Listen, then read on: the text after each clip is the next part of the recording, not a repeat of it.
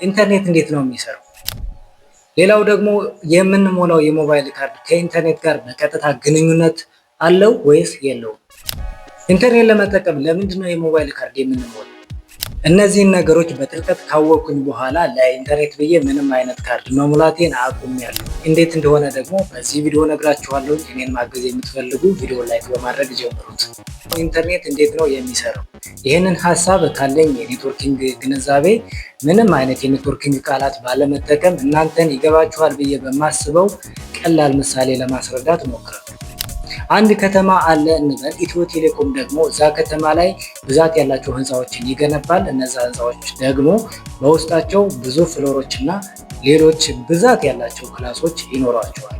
ዘን እናንተ ዳታችሁን ኦን በምታደርጉበት ሰዓት ከነዛ ክላሶች መካከል ፍሪ ወደ ሆነው ወደ አንደኛው ክላስ ትገባላችሁ። ነገር ግን ስልካችሁ ባላንስ ከሌለው ወደ ውጭ ማየት ማለትም ወደ ዲጂታል ዓለሙ መቀላቀል አትችሉም ማለት ነው። ምክንያቱ ደግሞ ክላሶቹ ዲዛይን ሲደረጉ በሲም ካርድ አማካኝነት የእናንተን የሞባይል ባላንስ መኖር አለመኖሩን ቼክ እንዲያደርጉ ተደርገው ስለተሰሩ ነው ማለት ነው። እዚህ ጋር የምንሞላው የሞባይል ካርድ በቀጥታ ከኢንተርኔት ጋር ምንም አይነት ግንኙነት የለውም። ይልቁንስ ኢትዮ ቴሌኮም ያው ኢንተርኔት እንድንጠቀም ሲባል የተለያዩ ኢንፍራስትራክቸሮችና ማቴሪያሎችን ስለሚያሟላ ለነዛ ወጪዎች ከበር ማድረጊያ የሚውል ይሆናል ማለት ነው። ኢንተርኔት የሚሰራው እንግዲህ በዚህ መልኩ ሲሆን ያለምንም ካርድ ነፃ ኢንተርኔት የምንጠቀምበት መንገድ ሊኖር ይችላልን? አዎ የምንጠቀምበት አጋጣሚ ሊኖር ይችላል። እንዴት እንደሆነ ደግሞ ልንገራችሁ።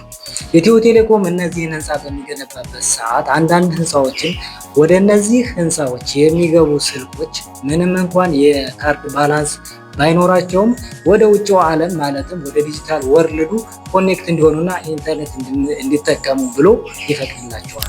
ይህ ደግሞ የሚሆነው በዋናነት በሁለት አይነት መንገድ ነው። የመጀመሪያው ኔትወርክ ኮንፊገር ሲደረግ ወይም ደግሞ ኔትወርኩ ኢንስታል በሚደረግበት ወቅት ኔትወርክ ኮንፊግሬሽን ግሊች የሚባል ስህተት ይፈጠራል።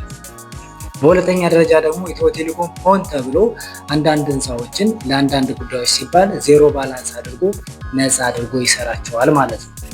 እንግዲህ ስለ ኢንተርኔት ከሞላ ጎደል ይህን ያህል ካልኳችሁ፣ በመጨረሻም በነፃ ያለምንም ካርድ ኢንተርኔት የምንጠቀምባቸውን መንገዶች ማወቅ ከፈለጋችሁ ኢንቦክስ አድርጉልኝ። አስፈላጊውን ነገር እያደረጋችሁ የትኞቹ ህንፃዎችና እንዲሁም ደግሞ እንዴት ብለን እንደምናገኛቸው የምነግራችሁ ይሆናል።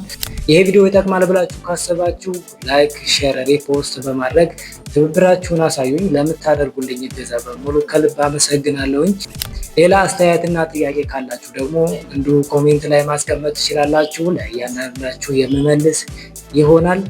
በቀጣይ ቪዲዮ እስከምንገናኝ ፒስ